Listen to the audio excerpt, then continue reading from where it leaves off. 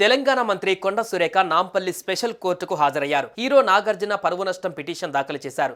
ఈ పిటిషన్ పైన విచారణలో భాగంగా మంత్రి కొండ సురేఖ స్పెషల్ జడ్జి ముందు హాజరై వివరణ ఇచ్చారు. గతంలో బీఆర్ఎస్ వర్కింగ్ ప్రెసిడెంట్ కేటీఆర్ ను విమర్శించే క్రమంలో కొండ సురేఖ కేటీఆర్ తో పాటు నాగార్జున కుటుంబంపై కూడా వివాదాస్పద వ్యాఖ్యలు చేశారు.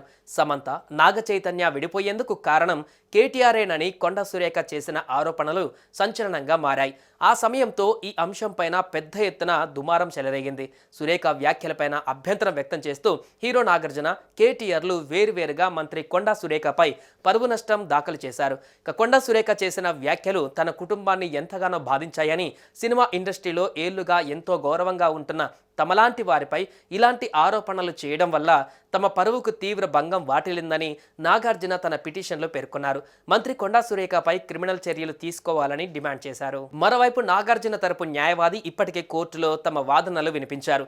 నాగార్జున కుటుంబంపై మంత్రి కొండా సురేఖ తీవ్ర అభ్యంతరకర వ్యాఖ్యలు చేశారని గుర్తు చేసిన న్యాయవాది ఆ వ్యాఖ్యలను అన్ని మీడియా సంస్థలు ప్రచురితం చేసిన తర్వాత ట్విట్టర్లో క్షమాపణ కోరుతూ పోస్టు పెట్టారని తెలిపారు.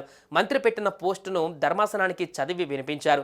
బాధ్యతాయుతమైన మంత్రి పదవిలో ఉండి కొండా సురేఖ ఇలాంటి వ్యాఖ్యలు చేయడం సరికాదని, ఈ వ్యాఖ్యల వల్ల నాగార్జున కుటుంబం ఎంతో కుంగిపోయిందని, ఖచ్చితంగా ఆమె క్రిమినల్ చర్యలకు అర్హురాలని అశోక్ రెడ్డి వాదించారు. ఇప్పటికే ఈ కేసులో నాగార్జున సహా మాజీ మంత్రి కేటీఆర్ సాక్షుల వాంగ్మూలాలు తీసుకున్న కోర్టు మంత్రి కొండ సురేఖను కూడా కోర్టు ఎదుట వ్యక్తిగతంగా హాజరై ఆమె చేసిన వ్యాఖ్యలపైన వివరణ ఇవ్వాలని సమన్లు జారీ చేసింది. ఈ నేపథ్యంలో కొండ సురేఖ తన లాయర్ గురుప్రీత్ సింగ్తో కలిసి కోర్టుకు హాజరయ్యారు.